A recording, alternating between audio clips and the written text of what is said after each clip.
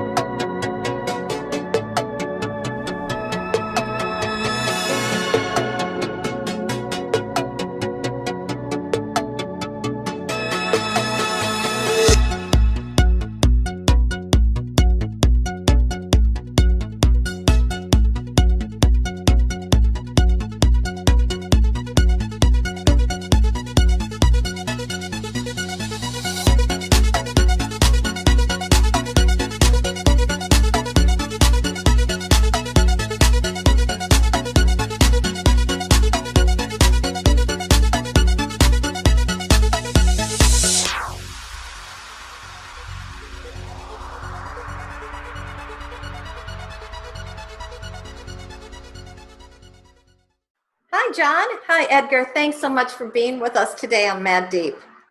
Hello. Hello. Thank you for having us. You know, we do tackle some very deep issues, and I'm excited to know that you're kind of in the midst of it too with your new film. Yeah. Child's Voice. We're going straight after human trafficking. It was a project that came about because of the alt media, actually. And the discovery that we didn't know about how bad and how vast human trafficking is worldwide. Yes. We wanted to tell a story that was very personal, very intimate, based off of FBI cases that we had reviewed, interviews that we had watched on YouTube from survivors of satanic ritual abuse, as well as human trafficking. And Edgar combined all of that into a narrative story that would allow audiences to watch it without really knowing that it's specifically about human trafficking, but they discover and learn about it through the story. You know, the two of you, I would assume you both have been involved in the industry for quite some time. I've spent 14 years in the industry myself interviewing directors, producers like yourself, actors, actresses. And of course, during all this time, I never realized any of this was going on either. How did the two of you actually come together? I was in Atlanta, this was several years ago, and he was there fundraising for another project. And one of our mutual contacts brought us together because I had worked on Remember the Titans, and that was a local production in Atlanta. So I had all this access to Hollywood crew that was local, as well as some up-and-coming people that would give his production some help. And then when I moved out to LA, I kept in contact with him and got a job at Senator International, which later became Mandate Pictures, learned under Joseph Drake, and we produced The Grudge, Harold and Kumar, Juno, Stranger Than Fiction. Mm-hmm. Meanwhile, he had some scripts, and that's when we started going out as No Restrictions Entertainment. Right. Wow, and it's been nonstop since then, huh? Yeah, 10 years now. Yeah. Wow. But you guys really tackle some very serious, intimate issues in your films. Is that difficult? Do you ever say, oh my God, let me change my genre here? Do you ever feel that way? Like maybe this is a bit much, guys. Well, what happened is when we decided to form the company, we said, okay, we want to do what the studios don't want to do and many other people don't want to do because they think it's not popular enough or will make them money and so forth. So what we did is we decided that each year we would see what new subject matter grabbed us and stuff. And then we would do the research with experts and then create a narrative from that. So the first one was about runaways and on One Hour Fantasy Girl. And from there on, every year I would discover another topic, and then I would spend, 6 months or so researching while we're editing the previous one. So we had a pretty ambitious goal of trying to make a film every year and a half or so. So that's what happened. The genres, they are heavy, but that's why we do them like either as love stories, or this one, Child's Voice, we do it within the supernatural realm, or we do like sort of like psychological thrillers. So we try to change the genre around so that the subject matter can be absorbed by people, because they are very heavy subjects. But if you get to know the characters that are in there, you kind of like can deal with it because you really care for them. And then at the very end, you've learned a lot of stuff, but you really had like a film experience. When you come out of a film that you really love somebody, and either they die or they survive or whatever, but you have an emotional response. So that's what keeps us going with such heavy subjects, and they are pretty intense. But so far, people react well because of the characters. They kind of care for them. So. Yeah. Well, that makes sense, because this is, really social illnesses that you're approaching here on this dark side. And I do like you having this twist to this. It's so interesting that you would even come up with a concept like that to try to twist it so that you're seeing it, but you're looking through it like a globe or something, a looking glass, because so many other things are going on around it that you get a sense of feeling it, but yet more into the movie or the actual story. So that brings me to my next point. Who wrote this story? Which one?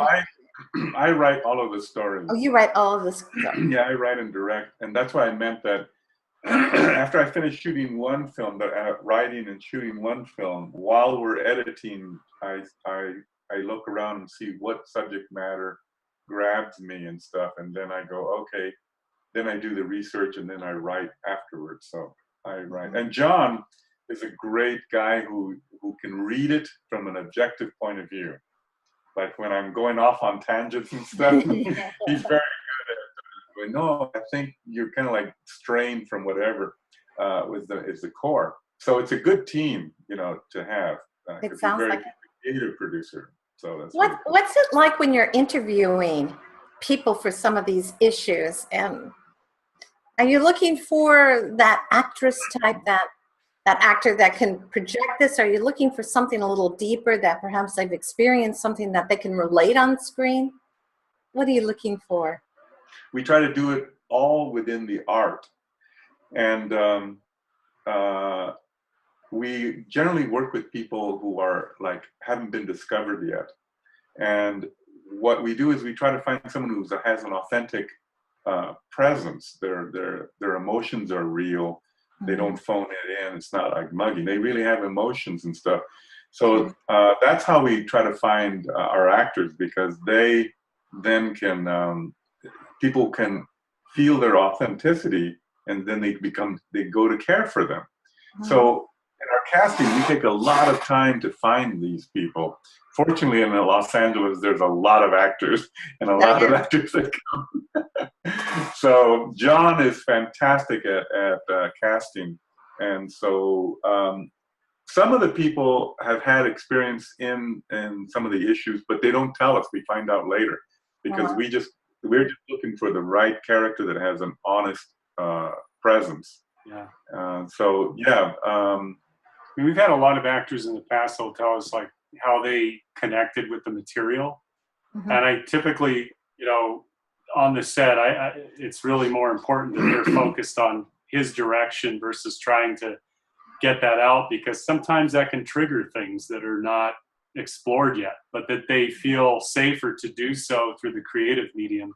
And then, like he said, later on, we find out that, their parent or somebody that they knew that was very close to them. I think when we did our other one, A Young Man's Future, which dealt with schizophrenia, Yeah, a lot of people that told us, like the director of photography had a friend in college who was acting completely, he was a high-end academic achiever, and then all of a sudden had an emotional mental breakdown in the middle of school and was never the same person ever again. And it was like they couldn't connect with them anymore. So you find people. What's interesting is that doing these issues, and when we go to cast, we tell people what the story is about and what the material is. But they read the script and they send whatever it is, the heart that they have for the story or the relationship with the character or a sum total of it. They're completely dedicated and passionate about the material, and that's Yeah, what well, really. that's how we've gotten these movies done so quickly that we're able to do it is because we approach people, the crew and the actors, if they have a passion for this particular subject matter, and so everyone we end up working with, they're so into it, and so we're able to produce very professional looking projects very quickly because everybody's into it. Yeah. I mean, they're first into, because all of these are artists, they're first into the art of the story. It's like a film. And secondary is that they're into the issue.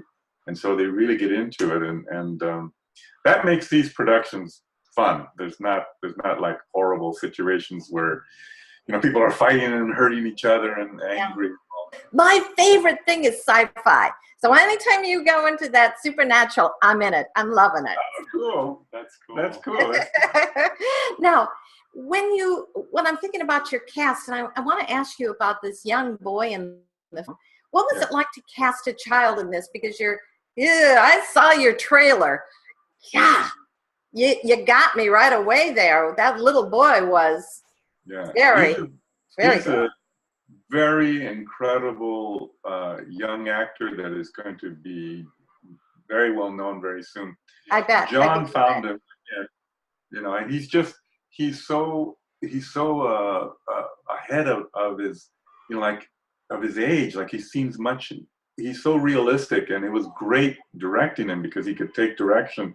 And then from the side of my eye, when he's not on set, he's out playing, jumping up and down, like a normal, regular kid. That's good. He's incredible. But in the film, when you see him, he is quite an amazing character. He's so. Did you interview a lot of boys for that part? Yeah, there was probably. There was at least 100 submissions. I think we brought in between 15 and 20. And out of those kids, I think there were maybe one or two. And he just stood out. He's got a great father who supports him 110% and is there for him and just wants his kid to succeed.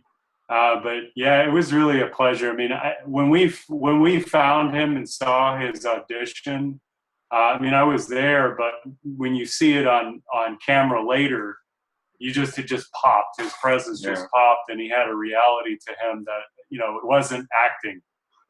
Yeah, he was really, really wonderful. I don't want to go in or off the subject a little bit, but there are a couple of things that I would like to ask.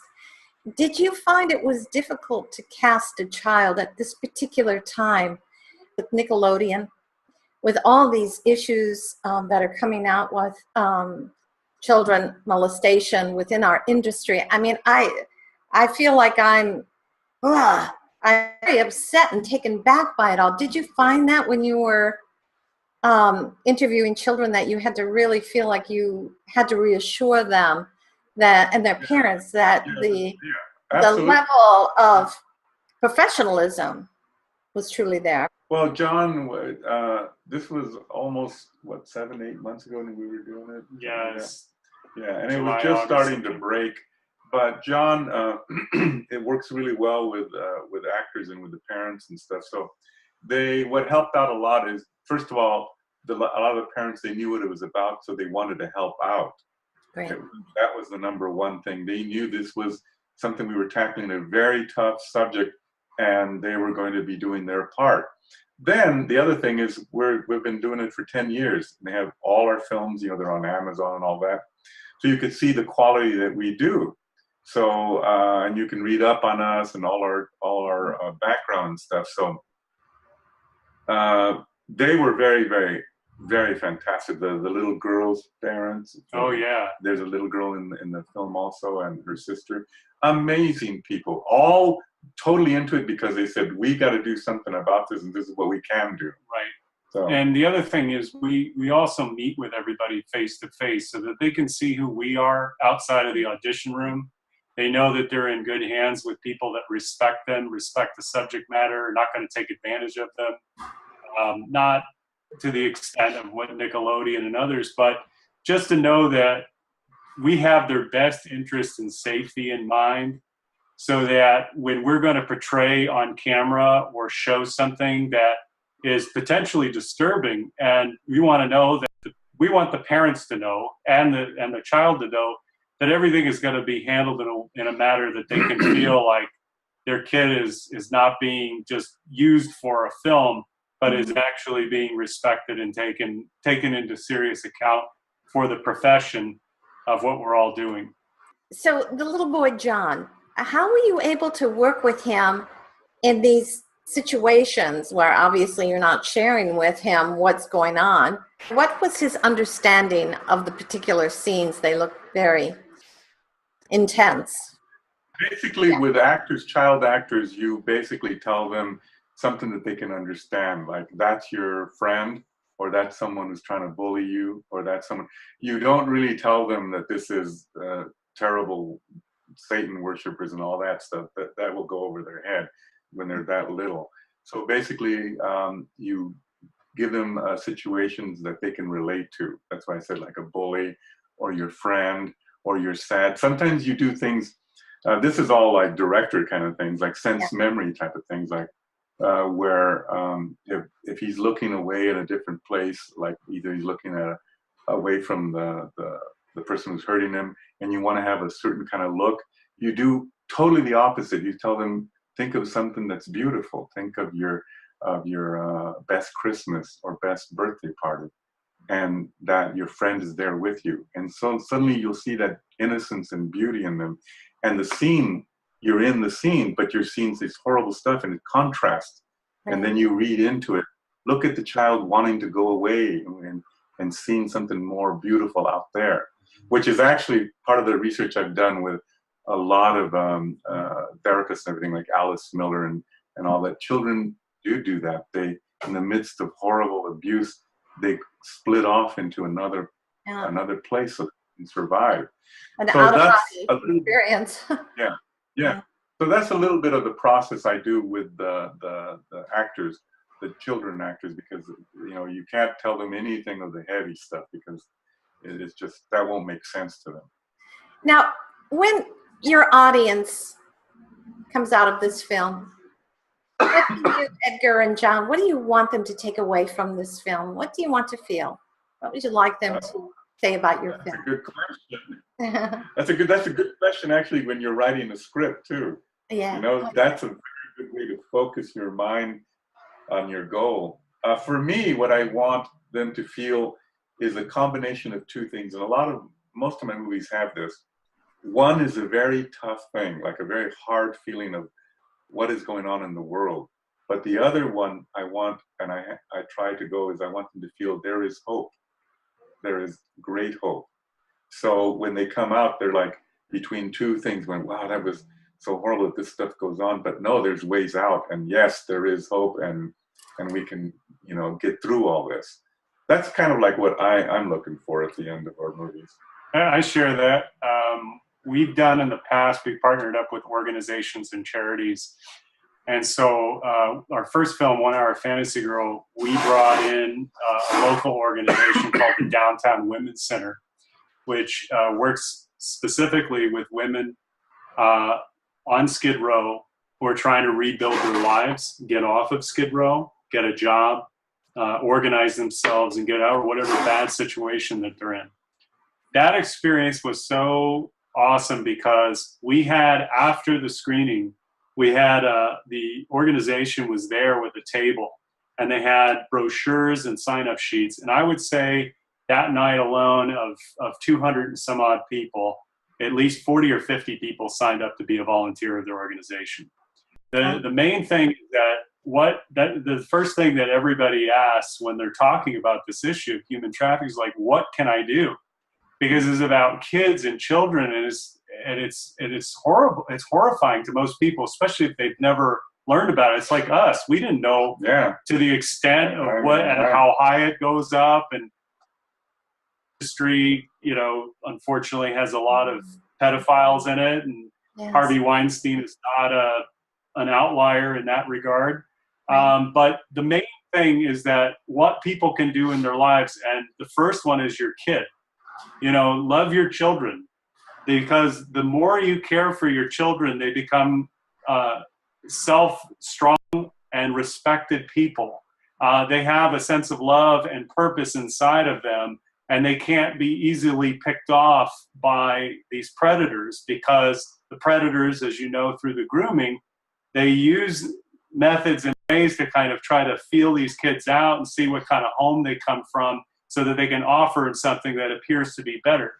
But more importantly is the local churches, your law enforcement, the organizations in your community, and start organizing and take action that way. So picking up the phone, getting email out to them, and let them know that you're interested in working with them in whatever capacity. So when people walk out of our movies, that's what I'd hope, that they'd want to do something, that they're motivated to do something, not just to feel bad about it, not just to learn about it or be more aware about it, but to take action in whatever way that they feel they want to do. Now, John, you just skirted on an issue I want to go back to for just a quick second. When you were doing your research, it's come out now that statistics are so close as to the opioid addiction and sex trafficking, because that's their form of a leash. Did you find that in a lot of research that we're really not, you can't separate the two any longer, that there is a real correlation between the addiction here and the trafficking? And the main character, the runaway teenager, yes, that's why he's a heroin addict. Yeah. We found that a lot of the people that have gone through this, they have to escape somehow. And so in the interviews and the research we did, we saw that a lot of people ended up opioid addicted or heroin. And so we decided to focus on the boy having that problem, an addiction of heroin, and he's a runaway, homeless. We don't specifically say why he's a runaway, because a lot of times for dramatic reasons, it's very powerful so that the audience can imagine. Yeah. So those who know about it know why a lot of these teenagers run away and become addicted. And so, and those that don't know, it's so intense if you delve into it deeply that you start backing away. So first we let you get to know the person, and then later you can do the research and you realize why a lot of these runaways are opiate addicted or heroin addicted. Yeah, I mean, in drug addiction in general, like what we have found in our research and books we've read and interviews from people, they're self-medicating the pain. They're trying to alleviate whatever they can, because those feelings come so strong and deep. It's like almost like a pressure that builds in their body, and they have to have an outlet for it. And we totally understand, because of what they're having to and deal with is so traumatic and so intense and so non-human of an experience to go through, that they're suffering so badly that I don't blame anybody for turning to drugs in that regard, because of the fact that that's the only release they have. Sure. Until they find somebody. Yeah. Until they find someone who they can relate to, or someone who will listen to them and offer, any support that they can. Yeah. That's until then, that's it. Well, I'm sure that your documentary thriller, it's really not a documentary, but I guess it is. I'm sure getting involved in all the research before you even planned on putting this together, Edgar, must have been very intense. When I first found out, I mean, I had like sleepless nights. It was horrible. I just first of all couldn't believe it. Oh. And the more I did the research, the harder it was. But I had to like remove myself a little and just deal with the creative narrative, because it's like a film. It's an emotional, impact oriented type of film. So that I could focus on that, so I could have the strength to keep going, because it's very hard when you start thinking about this, and you see children, they're so beautiful, and this horrible stuff. So yes, it was very beginning, extremely tough, but I kept going through. I said, well, I had been through this in different ways with the other films, and I said, well, you just gotta have to get the inner strength to do it, because kind of have the feeling that you can at least do something. This is what I can do. Right. That's my profession and my craft. At least I can do this. And what gives me the strength is that with other films that I've done, I always get a lot of encouragement from people, because I did tackle very serious issues, and so I get the strength from the people from before, and so that would help me to get through to this one. You've done a little bit more research than I have, but I've known people living out here in LA who are parents today of children and had to do prostitution in order to make ends meet. I've met parents who've had to deal drugs in order to feed their kids. Right. I mean, it's once you get to talking with people and learn, it's not like some random occurrence out there. It happens, but it's very hidden, because everybody's kind of maintaining a sense of normalcy as much as they can. Sure. But I think that your process was a little bit more in depth than mine was. Yeah. Well, it was. I don't personally. I don't know people personally that have been through the actual rituals and all that. That came from reports from the FBI and from some people that I saw that were interviewed by other blogs where they went into detail with this horrible stuff. So, yeah, most of it was all research from case studies. I tried to, I can't even imagine interviewing somebody who actually went through it. But so it was mainly case studies from law enforcement and legal cases. When you see the movie, you'll see how it leaves you like a cliffhanger, because the subject matter is so big. What we didn't talk about earlier is that this movie deals with a group of these people that do this kind of stuff within like Los Angeles, the United States kind of thing. The sequel we're planning and we're working on getting done is going to deal with globally how it's all connected. Wow. And it also has exciting. A sequel. It's a sequel, and it has the supernatural element. It also goes to the next one, and it's even more intense. It's very special. And you're expecting your film to launch when? June 6th is when we do the premiere. Great. And then afterwards, we'll probably have, like 3 weeks after that, we'll have an internet premiere. Because our films, we're very fortunate through Amazon and Vimeo and a lot of other platforms. Our films are seen like everywhere, like they're in Canada, Australia, the UK, all of Europe, and parts of Asia. So we want to be able to go internet. That's the quickest way to do it, to spread the film around. So definitely we'll have the premiere the first week of June, and then it'll start spreading everywhere the last part of June and July. Yeah, for sure. By be everywhere. Yeah. So hopefully, of course, you have an invitation to come to the premiere. It'd be great. Of course, I wouldn't miss it. That would be fun. Thanks be to God, you're out there shedding light on this, and you're showing it in a fun, different, supernatural way, and taking it to people. And really, kudos to you. Thank you. Thank you so much, guys. Thank you guys for having us on. It's been a real pleasure, because, I mean, not only do we connect from Twitter, but I just wanted to say, and I mentioned this earlier, it was because of the alt media that we became aware of this issue, and this film would not have been possible without people like yourself talking about the issues. That's right. So thank you.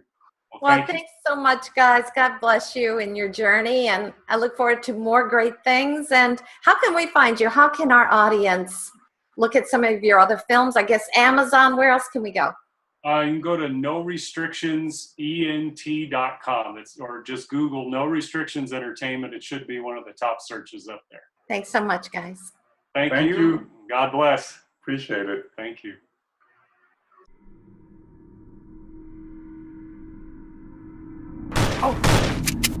So do you know who that was shooting at you?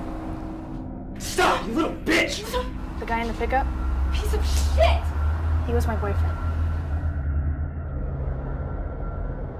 Why would your boyfriend let you dead? This man tried to convince my boyfriend to start kidnapping kids in Cella. I understand. You fucking understand! Top call. Now what are you waiting for? If you fucking run, Bill will find you. His friends will fucking find you. They will hurt you.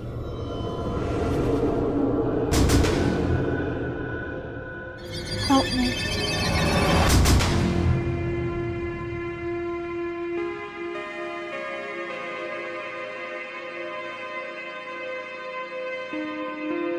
I'm getting stronger.